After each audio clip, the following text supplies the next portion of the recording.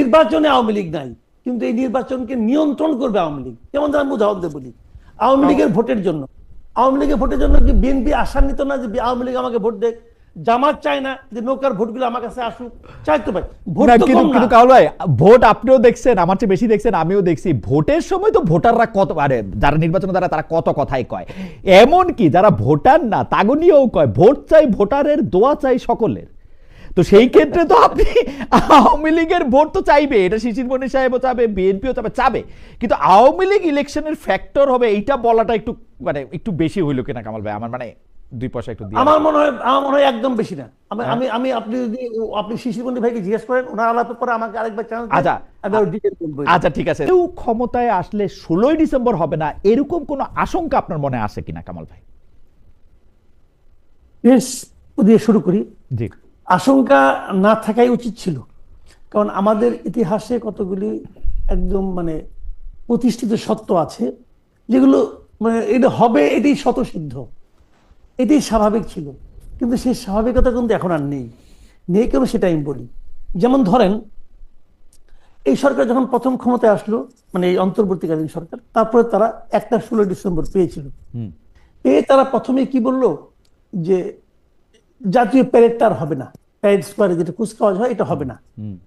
কেন হবে না? আচ্ছা, এটা হলে কি দেশের বিরাট কোনো পরিবর্তন হয়ে যায়, অর্থনীতির উন্নয়ন হয়ে যায়, মানুষের রোগ শোক ভালো হয়ে যায়? সেরকম তো কিছু হয় না। কিন্তু এটার কি কোনো প্রয়োজনীয়তা নেই? দেশে যারা সাধারণ মানুষ আছে, ছোট ছোট শিশু কিশোর আছে, আমার তো মনে আছে আমি যখন ছোটবেলা, আমি কিন্তু আমার জন্ম কিন্তু পাকিস্তান আমলে, যখন স্কুলে একদম ছোট ছিলাম যখন আর কি, তখন ওই যে ওদের যে 14ই আগস্টে যে আপনার স্বাধীনতা দিবস হতো, আমাদের সকালবেলা আমার মা সাজায় গুজে স্কুলে পাঠাইতো, যাই ওখানে আমরা দেখতাম যে লাল নীল সবুজ দিয়া ফ্ল্যাগ উড়ানো হতো, আমরা কিন্তু এনজয় করতাম।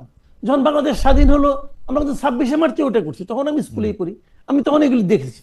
তো এখন বিষয়টা হলো কি, এগুলি কিন্তু একটা সামাজিক একটা প্রভাব আছে, তারা গতবার করেনি, ঠিক আছে, ভাবলাম প্রথম আসছে, করেনি, অর্থনৈতিক ভাবে তারা অনেক কিছু এই চিন্তা ভাবনা করতেছে, খরচ বাড়াবে কেন, করে নাই, ভালো কথা। যে খরচ যে কেমন বাড়াইছে না কমাইছে এটা তো গত এক বছর আমাদের দেখা। 26শে মার্চ তো করছে, আমি 26শে মার্চ আলোচনা করেছি না, আমি 16 ডিসেম্বর আলোচনা করেছি। এইটা কি এরকম যে এক বছর রাষ্ট্র একটা বড় করে করে আরেকটা অত বড় করে করে না, ওরকম কি কোনো? ঠিক না, এটা আমরা কখনোই দেখি নাই।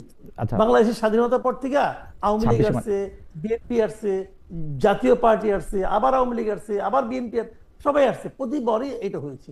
এখন তাহলে কি এইটাই হলো? দেখেন, একটা কিন্তু ধারণা কিন্তু অনেকের মধ্যে প্রচারণা আমি দেখি, অনেকে কিন্তু এটা বলার চেষ্টা করে।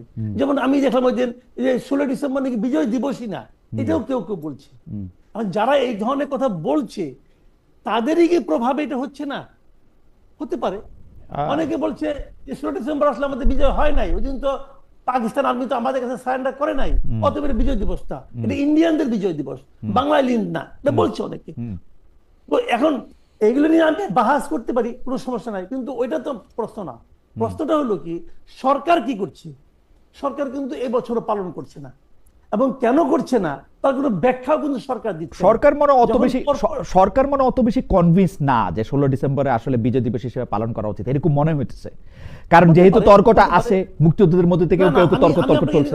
বলি দেখেন, যে এটা সরকার আছে ক্ষমতায়, তারা কনভিন্স না, রাইট? এখন যদি সরকার কনভিন্স না হয়, তো যে কোনো পলিটিক্যাল পার্টিও কনভিন্স না হতে পারে, রাইট?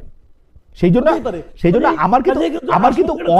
আমার কিন্তু অনেস্ট কোয়েরি ছিল যে জামায়াতে ইসলামী কনভিন্স কিনা যে 16 ডিসেম্বর বিজয় দিবস না। তো উনি বললেন যে অবশ্যই পালন করবেন, রাইট? অবশ্যই করবে, হ্যাঁ। কিন্তু সরকারের মধ্যে জামায়াতে ইসলামের মধ্যে যে ঝামেলা নাই, সেই ঝামেলা আমি সরকারের মধ্যে দেখি। এটা ইন্টারেস্টিং, কিন্তু দেখি এটাই তো আপত্তিকর এবং হতাশাজনক।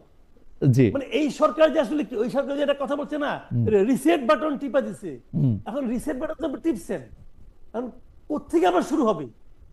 এখন ওনারা কি 47 থেকে শুরু করতে চান, নাকি আরো আগে থেকে, নাকি পলাশী যুদ্ধ থেকে শুরু করতে চান? এই জন্য বুঝতে পারছি। আচ্ছা, ক্লিয়ার না আমার মনে হয় যে কামাল ভাই, আমরা এই প্রসঙ্গটা ক্লিয়ার। আমরা যেহেতু অনেকগুলি বিষয় নিয়ে কথা বলবো, আমরা একটু দর্শকদের মতামত একটু আপনাকে শোনাতে চাই। একজন দর্শক আপনাকে প্রশ্ন করেছেন, আরেকজন দর্শক শিশির, অনেকেই প্রশ্ন করেছেন, আমি দুটো প্রশ্ন বাছাই করেছি। একটা দর্শক প্রশ্ন করেছে যে আপনি ইন্ডিয়া কেন গিয়েছিলেন কামাল ভাই, যদি ছোট করে বলতেন। এই যে ইন্ডিয়া কি আমাদের কোনো নিষিদ্ধ জায়গা নাকি? ভিসা বলে দেয় না ইন্ডিয়া, যাওয়া যাবে না? ইন্ডিয়া বলে ইন্ডিয়ান যাওয়া লোকদের যাবে না? ছাড়া কাউরে ভিসা দেয় না, মানে তাহলে ইন্ডিয়ার প্রিয় এই লোকদের পুলিশ ছাড়া। কি হবে গেলো? কেন যাও যাও যাও? অসুস্থ লোক প্রচুর যাচ্ছে। আমি যখন ইন্ডিয়াতে যখন আসলাম, জি। বাংলাদেশ বিমানে আসছি, জি। সেই বিমানে আমি দেখলাম যে পেছনের 3 জন লোক ছাড়া সমস্ত সিট ভর্তি, এবং তারা সবাই বাঙালি। হ্যাঁ। তো সমস্যাটা কি হয়েছে? আচ্ছা। এত লোক গেছে না। আচ্ছা, এখন আমি কথাটা বলি, এই জিনিসটা হলো ইন্ডিয়া গিয়েছে, আমি বলি আপনাদের, বলার কোনো সমস্যা তো নাই। হ্যাঁ। আমার ছেলে দার্জিলিং এ পড়ে। হ্যাঁ, আমার ওকে। ছেলে, হ্যাঁ, আপনি প্রশ্ন করবেন আপনার ছেলে দার্জিলিং এ পড়ে কেন, সেটাও বলি। সেটাও বলি না ভাই। এখন সমস্যা হচ্ছে কি, আমি যখন আজকে রাতে বেলা একটু বাথরুমে যাবো, তখন প্রশ্ন করবেন আপনি বাথরুমে যাচ্ছেন কেন? কারণ আপনি প্রশ্ন শেষ নাই। কারণ আপনি পাবলিক পারসন ভাই, আপনি জনপ্রিয় আচ্ছা, ঠিক লোক, আছে, আমি বলছি। আপনি। আমার ছেলে কেন দার্জিলিং বসে আমি বলি আপনাকে। জি। আমরা স্বামী স্ত্রী দুইজনেই চাকরি করি। জি। আমি এই ছেলেটাকে কার কাছে বাসায় রেখে যাব, কি করবো না করবো, এটা নিয়ে আমাদের একটা টেনশন ছিল, এবং সেজন্য আমি কম খরচে, আমার এখানে যে খরচটা হতো এর চেয়েও কম খরচে, তবে এরকম খরচে আমি এমন একটা নিরাপদ জায়গা খুঁজতেছিলাম। আজকে থেকে 3 বছর আগে আমার ছেলেকে আমি দার্জিলিং এ পড়তে পাঠিয়েছি, তার আরো 1 বছর আছে। ওকে। এখন এমন একটা পর্যায়ে সে আছে, এখন যদি ইন্ডিয়ার সাথে আমার যুদ্ধও লাগে, তাও কিন্তু আমার জন্য খুব একটা জটিল অবস্থা হয়েছে। রাইট তো রাইট রাইট। তাকে আনতে গিয়েছিলাম ভাই। Okay. আচ্ছা, শুনেন, তার পরীক্ষা শেষ, আরো বলি না, শেষ করি তাহলে বুঝবেন। হ্যাঁ। আরেকটু বলি। তো ওখানে গিয়েছিলাম, আমরা স্বামী স্ত্রী দুইজনেই গিয়েছিলাম। দুইজনে যাওয়ার পর আমার স্ত্রী বললো যে উনি একটু আজমির শরীফে যেতে চান। হ্যাঁ। তো আমি বললাম ঠিক আছে, চলো যে আজমির শরীফে, জয়পুরে গেলাম। আজমির থেকে যখন আমরা ফিরবো, ফেরার সময় দেখলাম যে প্লেনে দিল্লি থেকে ঢাকার যে ভাড়া, কলকাতার চেয়ে ঢাকার ভাড়া তার চেয়ে বেশি। আমি বললাম তাহলে চলো কম ভাড়ায় দিল্লিতেই যাই। ওকে। তো দিল্লি থেকে আমরা পরে প্লেনে, আমার মনে হয় যে খুবই পরিষ্কার। আজকে অনেকগুলি গুরুত্বপূর্ণ ব্যাপার আছে। আমার একটা ছবি তো দিয়েছে, জি। আমাকে ছবি দিয়েছে। দিল্লি যাওয়ার পর আমার স্ত্রী বললো জি। যে আমি একটু জামা মসজিদটা দেখতে চাই। জি। আমি চলো নিয়ে যাই। ওখানে যাওয়ার পর সে ইউটিউবে আপনার চ্যাট জিপিটি দেখছে, এখানে নাকি করিমের একটা হোটেল আছে। Right right right. করিমের হোটেলে যে খাওয়া দাওয়ার পরে আমি ওখানে দাঁড়িয়েছিলাম, আমার মুখে একটা টুথপিক ছিল ভাই। আমার ছেলে আমাকে দেখাচ্ছে, বাবা দেখো এই ছবিটা কেমন হয়েছে। ওটা দেখতে গেছি, টুথপিকটা মুখে ছিল।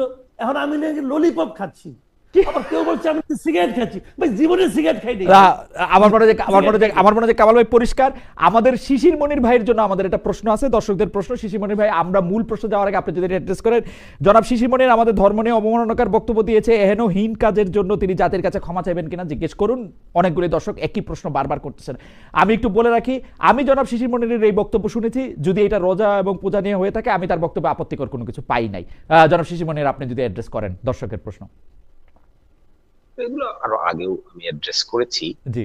আসলে এটি কোন ধর্মীয় অবমাননার প্রশ্ন, এটি আসলে সম্প্রীতির প্রশ্ন। রাইট। আমার যেখানে বাড়ি, এটি দিরাইশাল্লা, এখানে আবহমান কাল থেকে সাম্প্রদায়িক সম্প্রীতির উজ্জ্বল উদাহরণ বিরাজমান। এখানে পাশেই আছে মসজিদ, একটু পাশেই আছে মন্দির। যে যার ধর্ম পালন করে, কেউ কাউকে এখানে বিরক্তও করে না, হস্তক্ষেপও করে। ওকে। মূলত এই উদাহরণটি ছিল সেই সম্প্রীতি বোঝানোরই একটি বাস্তব নমুনা। এটিকে যে বা যারা ধর্মীয় অবমাননা হিসেবে ব্যাখ্যা করছেন, আমার বিবেচনায় এটা সঠিক কাজ। আমার মনে যে খুবই, আমি আসলেই মানে, আমাকে মাসুদ কামাল ভাই অনুষ্ঠানের আগেও কামাল ভাইকে আমি বলতেছিলাম যে মানে কোনো বিষয় আমার খুবই পক্ষ নিতে ইচ্ছা করে। এইটার ক্ষেত্রে আমি একদমই বলি যে জনাব শিশিরমণি যেটি বলছেন সেটি আমার কাছে অসাধারণ সম্প্রীতিমূলক একটা কথা মনে হয়েছে, এবং যারা এইটিকে টুইস্ট করছেন তাদের জন্য আমার নিন্দাটা আমি একটু জানায় রাখলাম। যাই হোক, আমি অ্যাডভোকেট শিশিরমণির কাছে আমার প্রশ্নটা একটু রাখি যে নির্বাচন কমিশন যে তফসিল ঘোষণা করেছে সেটা লেভেল প্লেইং ফিল্ড হলো কিনা, আপনার কাছ থেকে প্রশ্নের উত্তরটি জেনে আমি আবার কামাল ভাইয়ের কাছে যাব। এটা নিয়ে নির্বাচন কমিশন তফসিল ঘোষণা করেছে, নির্বাচনের ডেট ঘোষণা করেছে, লেভেল প্লেইং ফিল্ড হয়েছে কিনা, অনেকগুলি বিষয়ে জামাত ইসলামের অনেকগুলি আপত্তি ছিল। দেখুন, আজকে তফসিল ঘোষণা হয়েছে, আমি এলাকা থেকেই তফসিল মনোযোগ দিয়ে শুনলাম, প্রধান নির্বাচন কমিশনারের যে বক্তব্যটা শুনলাম, আর আমরা তো ফিল্ডেও আছি। তো মনে হচ্ছে খুব অল্প সময়ের ভিতরে ওসিদেরকে চেঞ্জ করা হয়েছে, ইউএনওদেরকে চেঞ্জ করা হয়েছে, ডিসি কে চেঞ্জ করা হয়েছে, এসপি কেও চেঞ্জ করা হয়েছে লটারির মাধ্যমে। তো আমার ব্যক্তিগত অভিজ্ঞতা বলবো, আমার এলাকার কথা আমি বলি, আমার এলাকায় আমি দেখতে পাচ্ছি যে প্রশাসনের উপরে রাজনৈতিক দলগুলোর যে খবরদারি থাকে বা এক ধরনের ইনফ্লুয়েন্স থাকে, ছত্রচ্ছায়া থাকে, আপাতত আমি এটা এখানে দেখতে পাচ্ছি না। ওকে, আরেকটা জিনিস আমি এখানে বলতে চাই আপনাকে, এইবারকার আমার এলাকায় হাওর রক্ষা বাঁধ নামে কতগুলো বাঁধ সরকার অ্যালট করে, যেখানে রাজনৈতিক দলের সদস্যদের সমন্বয়ে কমিটি গঠিত হয়, প্রশাসন এবং রিপ্রেজেন্টেটিভ আকারে গঠিত হয়। এইবার আমাদের এখানে জেলা প্রশাসকের পক্ষ থেকেই এই কমিটি